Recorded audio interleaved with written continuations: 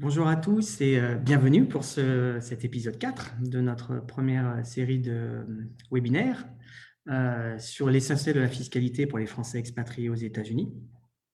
J'espère que tout le monde va bien aujourd'hui.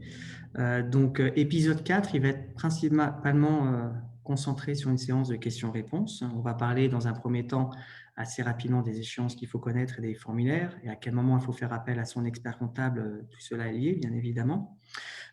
Et par la suite, on fera une séance de questions-réponses. On a déjà une liste de questions dont on va commencer à répondre. Et puis, au fur et à mesure, si certains d'entre vous, pour ceux qui nous suivent sur Zoom, nous allons en fait répondre à vos questions au fur et à mesure, essayer de les concentrer et de répondre aux autres questions qui viendront en plus de celles qu'on a déjà reçues.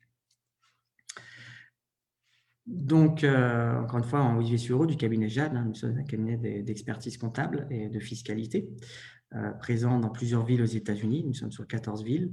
Et en France également, nous avons un bureau à Paris avec une équipe dédiée à Paris.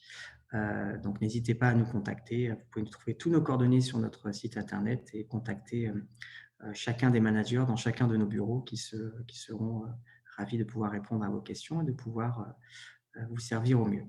Donc, comme petit nota bene comme hier, les règles fiscales et avant-hier.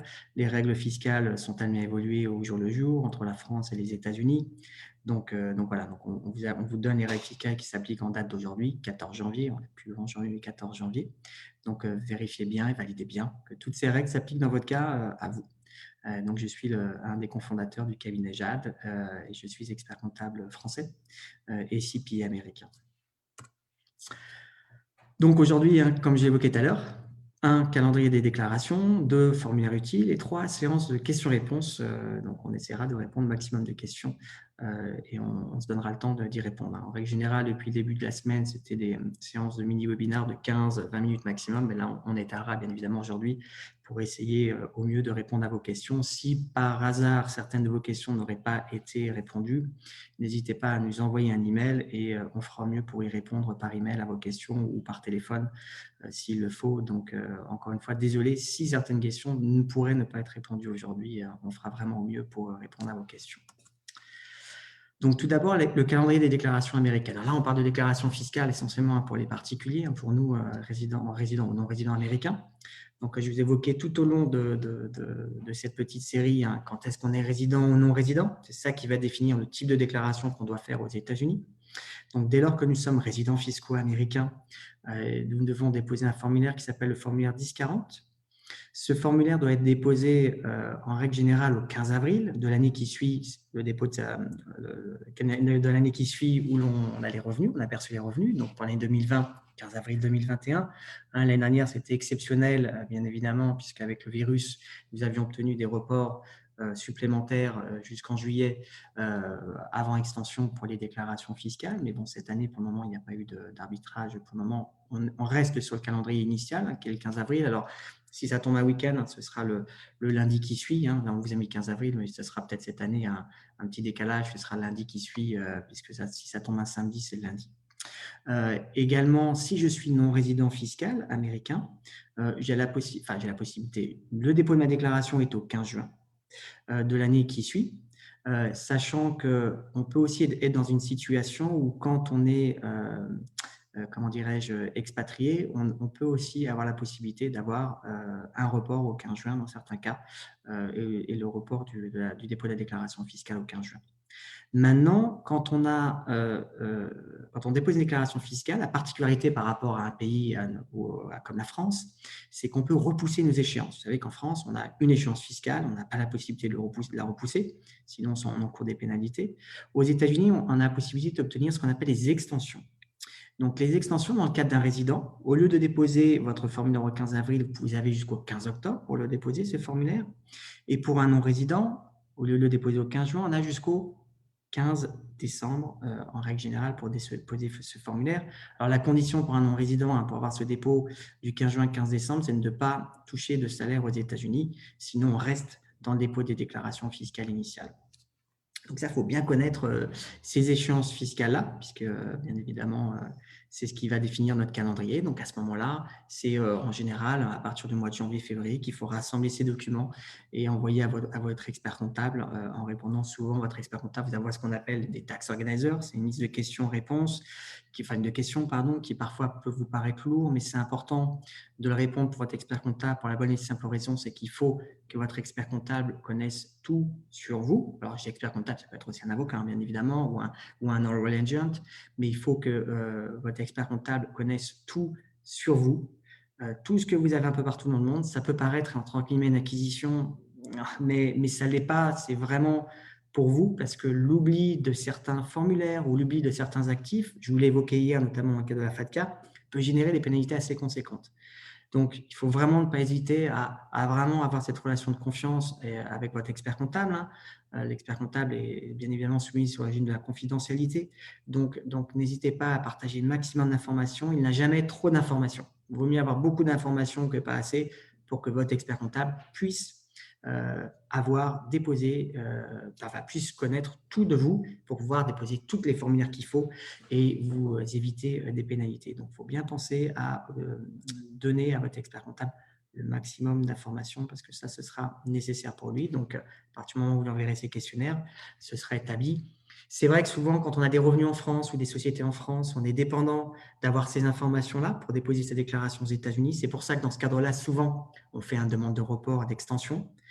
C'est souvent parce qu'en fait, essentiellement, la déclaration peut être compliquée et nécessite d'avoir d'autres informations, notamment j'ai des comptes en banque ou j'ai des revenus en France, et ben, il faut que j'ai ma déclaration française pour être sûr d'avoir tout, ou le calcul de mon impôt, ou j'ai des sociétés en France où je dois déclarer ces sociétés aux États-Unis, donc je dois attendre que les bilans, les états financiers de ces sociétés françaises soient prêtes pour pouvoir les déposer ici. Donc, il faut bien savoir qu'il faut que parfois, ça peut être nécessaire d'avoir une extension parce qu'on peut faire une mauvaise déclaration, de ne pas avoir toutes les informations.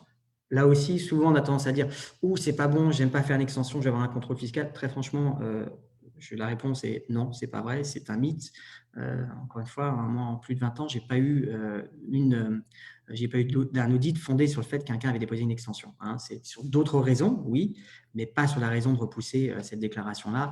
L'administration fiscale est occupée toute l'année et elle a conscience que les déclarations fiscales, notamment celles qui sont complexes, doivent être déposées plus tard.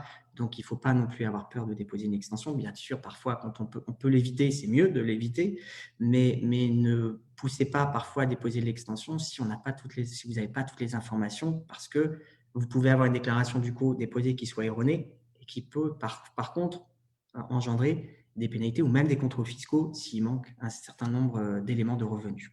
Donc, bien connaître ces échéances-là. Il faut savoir qu'au niveau français, quand on est non-résident fiscal français, on a des échéances également. Alors, l'année dernière, l'échéance de la déclaration fiscale pour les revenus 2019, c'était au 4 juin 2020. On ne connaît pas encore l'échéance de cette année. On devrait peut-être être toujours dans ces eaux-là, mais pour un non-résident, bien évidemment, vous allez devoir déposer une déclaration de non-résident. L'avantage, c'est que la plateforme maintenant est assez simple sur les déclarations fiscales françaises. On peut les faire en ligne, sauf quand c'est votre première dépôt de déclaration fiscale, où là, souvent, il faut la faire papier, parce qu'on a besoin d'avoir un certain nombre d'identifiants. Mais sinon, vos déclarations de non-résident, il faut les déposer en ligne de ce côté-là. Autre chose, je reviens derrière également, on parle des déclarations 1040, 1040 NR.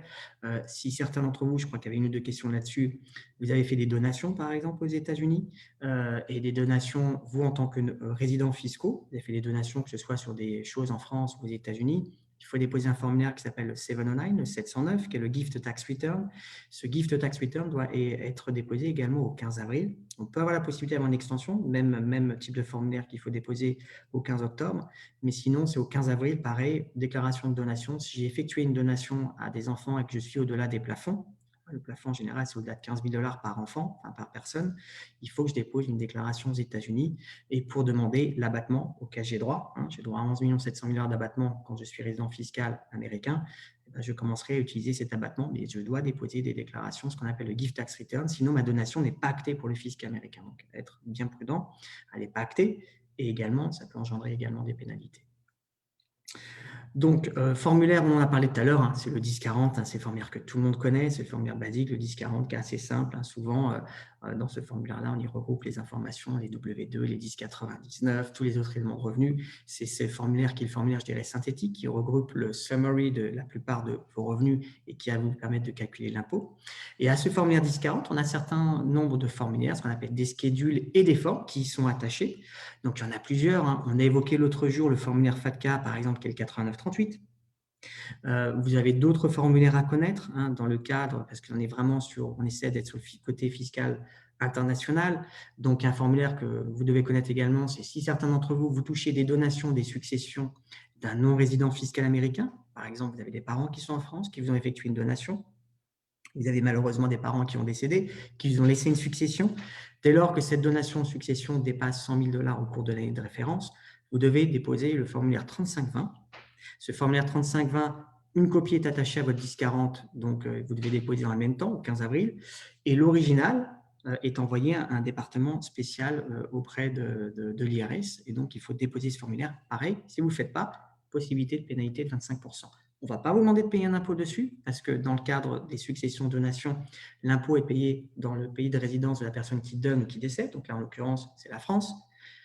Nous, quand on est bénéficiaire, on a une obligation de déclaration vis-à-vis du fisc américain. Mais en revanche, si on ne le fait pas, possibilité de pénalité assez conséquente. Autre formulaire qu'il faut connaître, assez spéciaux, sont les formulaires 5471 et 8865. Si certains d'entre vous, vous êtes actionnaire d'une société familiale, et malheureusement, il y a une règle qu'on appelle aux États-Unis la règle de constructive ownership, family constructive ownership. Si vous possédez quelques actions, ne serait-ce qu'une seule part ou quelques parts, 2, 3 parts, mais que votre famille directe contrôle la société, même si cette famille et son résident fiscaux français, on va considérer par la règle du constructive ownership que vous détenez majoritairement cette société. Et donc, on doit déposer des déclarations fiscales assez conséquentes, assez lourdes aux États-Unis. Si vous contrôlez familialement une société qui est assujettie à l'impôt sur les sociétés en France, comme par exemple une SAS ou une SRL, vous devez déposer un formulaire 5471 dans lequel vous allez reproduire des états financiers français, les convertir et les redéposer selon les règles fiscales américaines, dans un formulaire qui s'appelle 5471, qui est très très lourd. Ou alors, si c'est une société, ce qu'on appelle transparente fiscalement, par exemple une SCI, dans laquelle c'est l'actionnaire qui paye l'impôt pour le compte de la société à hauteur de sa participation, même principe, je prends les états financiers de cette société française, je dois les reconvertir selon les règles fiscales américaines et je redépose ces états financiers sous un formulaire qui est attaché à ma déclaration fiscale américaine, qui est le formulaire 8865. Si je ne fais pas ces formulaires-là, c'est 10 000 $ de pénalité par formulaire et par année de mission. Donc, il faut faire attention également de ne pas le faire.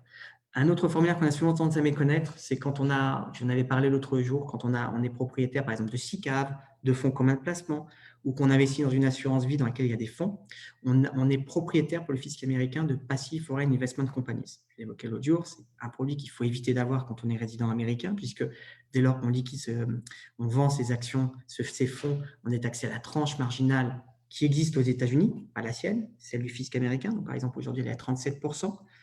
Et donc, la conséquence fiscale est lourde, puisque même si je possède ces SICAV ou ces actions depuis très longtemps, je reste à cette tranche marginale d'imposition. Et donc, il faut déposer dans ce formulaire de PFAQ, de PIFIC, chacun des fonds qui sont détenus à l'étranger. Donc, c'est ce formulaire 8621.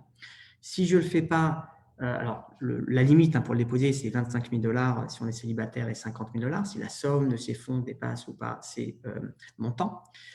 La conséquence fiscale, ce qui est assez étonnant dans ce cadre-là, c'est qu'il n'y a pas de pénalité pour ne pas le déposer. En revanche, si vous manque ce formulaire, la prescription fiscale n'existe plus aux États-Unis. Ça veut dire quoi? Ça veut dire que si un jour le fisc américain veut vous contrôler sur un élément de revenu sur une déclaration fiscale américaine qui peut ne rien avoir à faire avec ça, et qui s'aperçoit qu'il manque ce formulaire, la prescription fiscale n'existera plus. Ça veut dire que si le fisc américain veut revenir sur une déclaration qui date de 10 ans, il dit, tiens, il y a 10 ans, on a des informations comme quoi il manquait par exemple une plus-value ou quelque chose.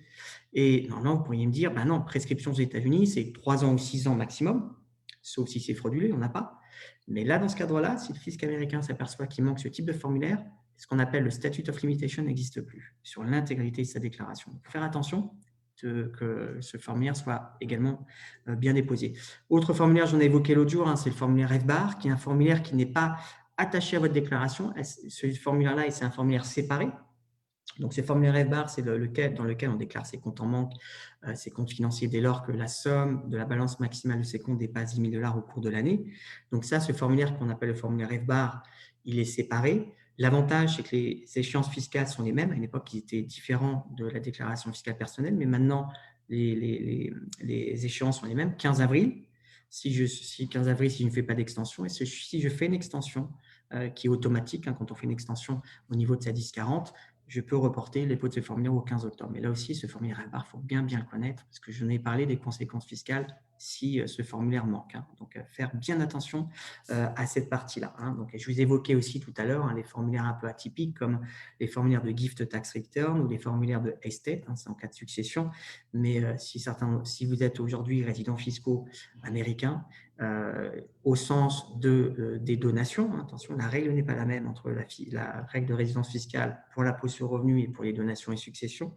Mais si vous êtes résident fiscal au regard des successions et des donations, toute donation que vous faites à vos enfants, ou à n'importe qui d'ailleurs, doit être déclarée aux États-Unis sur un formulaire spécifique l'année qui suit la donation, à partir du moment où cette donation ou la somme de vos donations sur l'année de référence dépasse 15 000 $ par bénéficiaire. Hein. Donc, à partir de là, je dépose et je commence à utiliser l'abattement auquel j'ai droit, qui est de 11 700 000 $. Donc, voilà un petit peu pour grosso modo les échéances un petit peu à connaître de ce côté-là. Après, bien évidemment, quand vous êtes dans des États, il y a des échéances aussi à connaître. En règle générale, les échéances sont plus ou moins calées sur les échéances fédérales au niveau des déclarations d'État. Mais n'oubliez pas aussi, si certains d'entre vous, vous habitez dans des États où il y a un impôt, qu'il faut aussi en tenir compte, bien évidemment. Donc, on va passer maintenant à la séance de questions-réponses. Je vais commencer par une première question. Mon fils de 36 ans habite à Los Angeles et il travaille. Il a la citoyenneté américaine depuis 5 ans. Je suis sa mère, je vis en France et je suis retraitée. Je voudrais savoir si je peux lui faire une donation, comment ça marche, combien maximum et surtout quelle imposition va-t-il payer dessus. Alors, il faut savoir encore une fois, régime des successions et donations est redevable du pays de la personne qui donne. Donc, en l'occurrence, vous habitez en France, la déclaration doit se faire en France, en accord avec les conventions fiscales qui ont été conclues entre la France et les États-Unis. C'est le pays de la personne qui donne, donc votre pays à vous, la France. Donc, il faudra faire une déclaration de donation en France. Dans votre cas à vous, si c'est une donation manuelle, une donation de cash, il faudra faire une déclaration de donation manuelle. Et en France, comme vous le savez, on a droit, par exemple, si vous n'avez pas utilisé cet abattement, à donner à 100 000 € tous les 15 ans à ses enfants. On a aussi la possibilité de donner parfois des liquidités à ses enfants également. Mais en général, c'est un peu plus de 30 000 € aussi. Mais dans votre cas à vous, il faudra faire cette déclaration en France parce que c'est votre pays de résidence. Faites attention si vous ne le faites pas et que vous envoyez l'argent comme ça. En France, on a des systèmes, on a TracFin qui est là, donc il va falloir tout justifier. Et si on va savoir que vous avez sorti de l'argent, donc il va falloir montrer pourquoi. Et bien évidemment, si vous faites une donation, il faut le déclarer au fisc français. Utilisez l'abattement si on a un. Si on n'a pas, si vous avez déjà utilisé l'abattement au maximum ou si vous dépassez ces abattements, il faut payer un impôt sur les donations en France. Aux États-Unis, je l'ai évoqué tout à l'heure, votre fils étant bénéficiaire d'une donation, l'obligation qu'il va avoir, c'est de déclarer sur le formulaire 3520 si cette donation dépasse 100 000 $ au cours de l'année. Pas d'impact fiscal, pas d'impôt, parce que l'impôt est payé dans le pays où l'argent a été donné, donc encore une fois, la France, mais obligation de déclaration sur le formulaire 3520 qui sera fait au moment du dépôt de sa déclaration fiscale, donc l'année qui suit. Donc, si c'est plus de 100 000 $, il faut le déclarer. Si c'est moins de 100 000 $, il n'y a pas de déclaration à faire. Bien évidemment, il faudra justifier ces sommes en cas de contrôle fiscal pour justifier au niveau des transactions financières que c'est une donation. Donc, il faudra quand même faire un document, montrer un document. Mais si vous avez bien fait les choses en France, vous aurez ce document français. Il faudra peut-être le faire traduire, mais vous aurez un document officiel comme quoi la donation a bien été actée et déclarée. Donc, première réponse à cette question. La deuxième réponse, c'est une personne qui travaille et vit au Michigan et malheureusement a dû rentrer pendant la période de Covid en France. La question était en anglais, mais je l'évoque en français. Donc, la personne est rentrée au mois d'avril en France et du coup, depuis, il y a eu le travel ban. La personne est restée du coup en France et ne pouvait pas revenir. Et donc, maintenant, la problématique, c'est une problématique fiscale, bien évidemment, parce que la question, c'est de se dire, j'ai passé moins de 183 jours aux États-Unis, donc techniquement, je ne devrais plus être résident fiscal. Et d'autre part, ma situation en France je peux devenir résident fiscal français parce que je me retrouve à avoir passé plus de 183 jours en France. Qu'est-ce qui se passe? Parce qu'en plus, si je suis non-résident fiscal américain, je peux me retrouver derrière la fiscalité des non-résidents, hein, notamment avec la fiscalité sur les revenus financiers ou avoir des flat tax à 30%. Alors, là, dans ce cadre-là, vous êtes quand même protégé par les conventions fiscales pour avoir cette retenue à la source, hein, il faut savoir quand même tout d'abord. Mais qu'est-ce qui se passe? Alors, il faut savoir que tout d'abord, la question, c'était de savoir qu'est-ce que je fais vis-à-vis des États-Unis parce que je ne peux pas me déclarer résident fiscal américain parce que je n'ai pas passé de 183 jours. Alors, sachez quand même que vous avez toujours la possibilité, ça, il faut savoir auprès du fisc américain, d'opter pour la résidence fiscale aux États-Unis. Même si vous ne dépassez pas 183 jours, vous avez la possibilité de volontairement dire « moi, je suis résident fiscal américain ».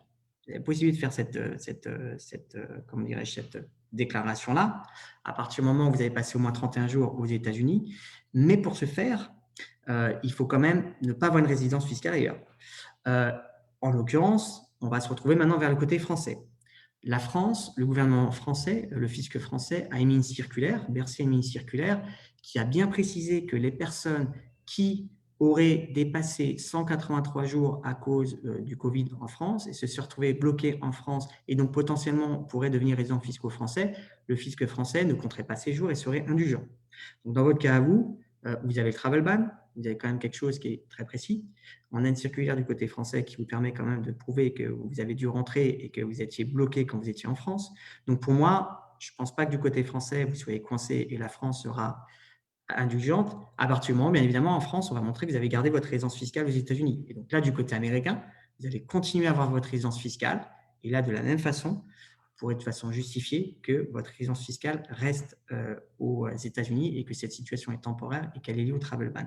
Donc là-dessus, soyez rassurés, pour moi, continuez à faire vos déclarations de résidence aux États-Unis et ne pensez pas que vous serez coincé et que même vis-à-vis de la France, heureusement, on est dans une période compliquée, tous les pays sont quand même assez indulgents. Quand je parle des pays, les services fiscaux, donc que ce soit du côté américain que du côté français, il y a quand même des circulaires qui ont circulé et qui sont claires et précises. Donc ça, c'était une autre question.